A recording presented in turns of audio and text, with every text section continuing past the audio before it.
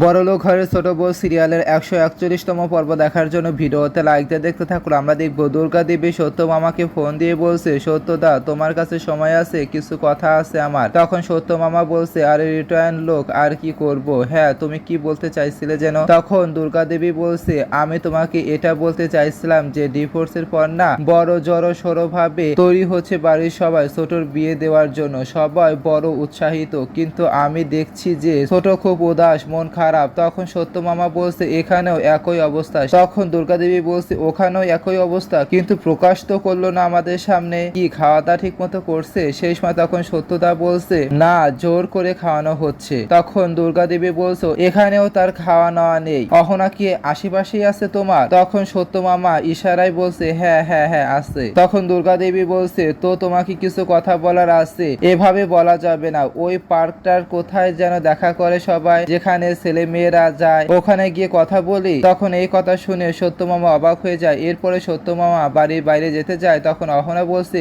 এই দুপুরে গরমে কোথায় যাচ্ছ? বাইরে বাইরে কোথায় যাবে? বুঝে গেছি তুমি তোমার বন্ধুর সাথে দেখা করতে যাচ্ছ, যাওয়ার প্ল্যান করছো তাই না? দেখো মামা, আমি দুপুরে কোথাও তোমাকে যেতে দেব না। তখন সত্য মামা বলছে, আমি যাব। সেই সময় অহনা বলছে, কিছুতেই যেতে দেব না। এর পরের পাটে দেখা যাচ্ছে দুর্গা দেবী আর সত্য মামা একটা পার্কে আসে। তখন সত্য মামা বলছে, এখন বলো যে কি কথা বলতে চাইছো, যা বাড়িতে ডেকে বলতে পারলে না? তখনই দুর্গা দেবী বলছে, আমি সিদ্ধান্ত নিয়ে নিয়েছি, আমি ছোটর দ্বিতীয় বিয়ে দেব। তো বন্ধুরা, কেমন লাগলো কমেন্টে কিন্তু জানিয়ে দেবেন।